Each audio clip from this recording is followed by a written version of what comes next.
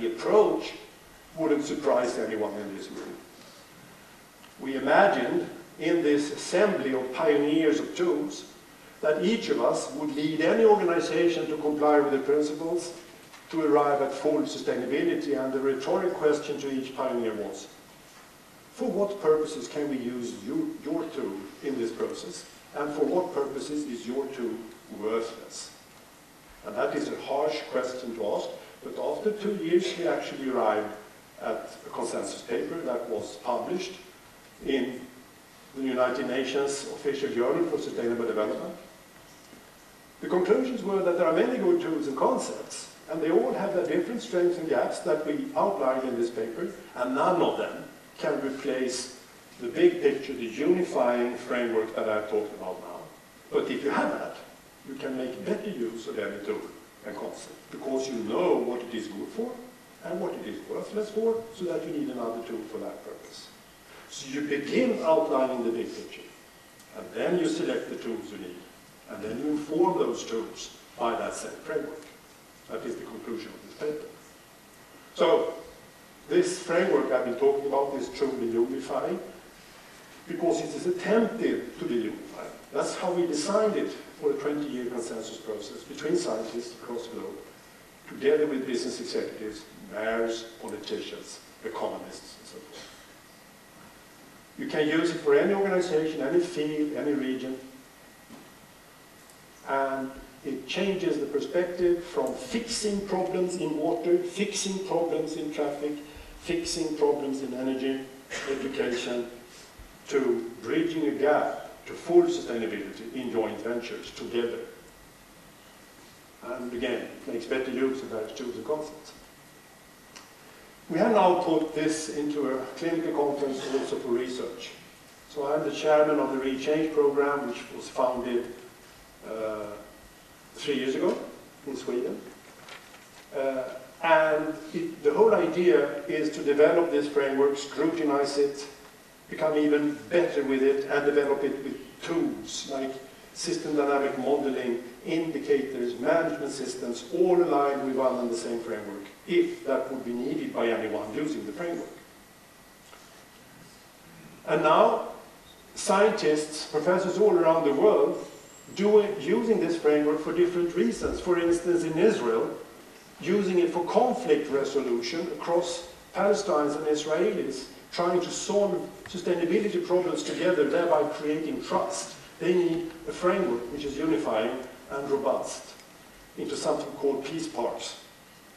To water management in the Amazons, to water management along the River Rhine in the Netherlands. And those scientists are now traveling around the world, meeting each other in workshops, using one and the same strict framework for sustainable development, thereby not confusing each other, but helping each other. And when we started this, the turnover was $1 million per year, 3 years ago, because that's what we got from 5 Swedish authorities who gave us the money. And today, 3 years later, the volume is 10 times that. So now we have $10 million in the turnover of this program. And more scientists are merging forces together with us. I'm now trying to there. So the conclusion. Sustainable development is the greatest opportunity ever for business. There's nothing ever that has been as strong a determinator of future success, also on bottom line business, than this. So people believe that sustainable development will cost me money unless all the others do it. That's just flawed assumptions. They don't understand the game. If you do this better than the others, you will earn money from it, even if the others don't do it. But it requires a robust framework for decision making, and that now exists. So this is profitable regardless if the others get it or not. And we've shown that very, very clearly. However, if all the others are doing it, you can move faster, of course. But if nobody moves but you cannot move as fast, but you are still a winner. This should be headed by leaders, heads of state, heads of departments, heads of businesses. Why? Because they are the experts on strategic planning. Scientists are not. Scientists are amateurs on leading big organizations in the big complex society, in the big complex world. Why? They've never done it. So today we have talk clubs between presidents of states and businesses, together with scientists who don't have a clue about strategic sustainable development, and most scientists can't define it either, between you and us, me. And then we have heads of states and big executives who don't have a clue what sustainability is. So what have we? Amateurs talking to amateurs about the greatest challenge to humanity ever.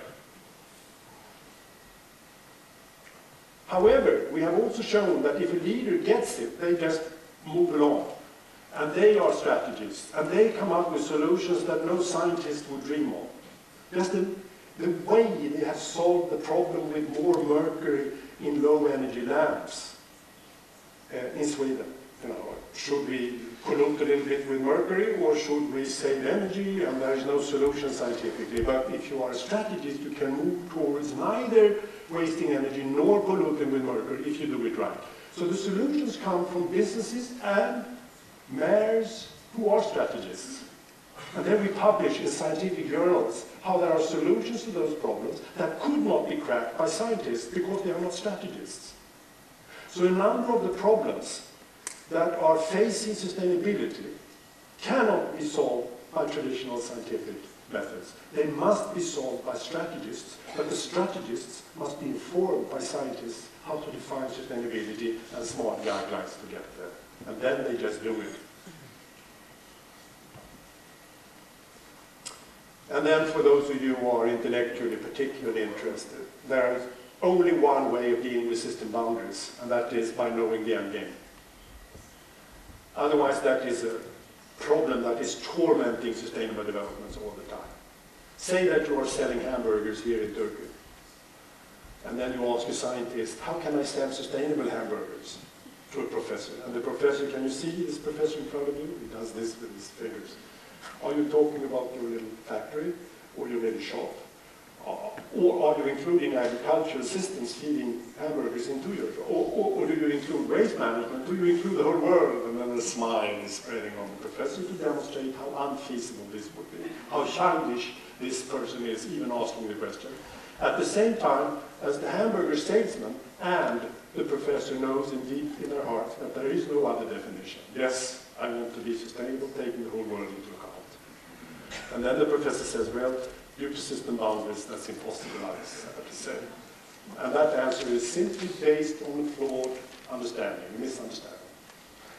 If you understand the end game, you can be that salesman of burgers, putting 4 robust principles for sustainability ahead of you, and then you ask yourself the following.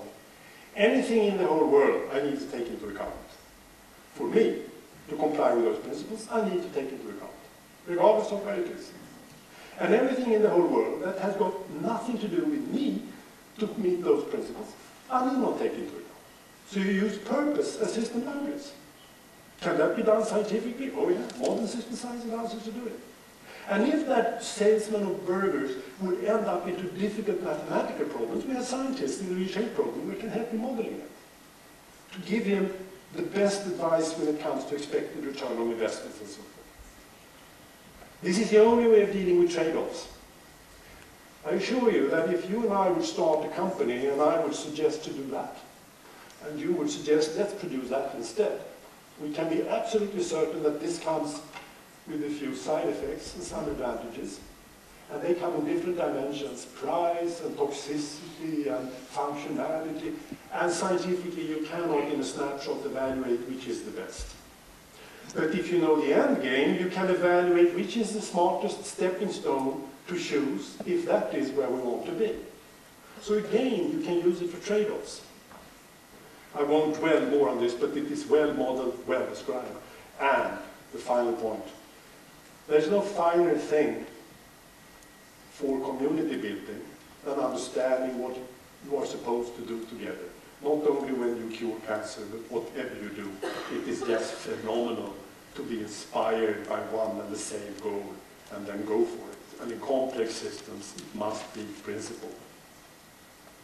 And for me, that would be the fantastic to do it together with Turku, and show Sweden that, again, you beat us not only in ice hockey. So we are now ready to take off. We've done this for 20 years. We're only there, but now we want to do it much bigger scale, maybe for the first time in the home country. And I would love it to be Finland. Thank you very much.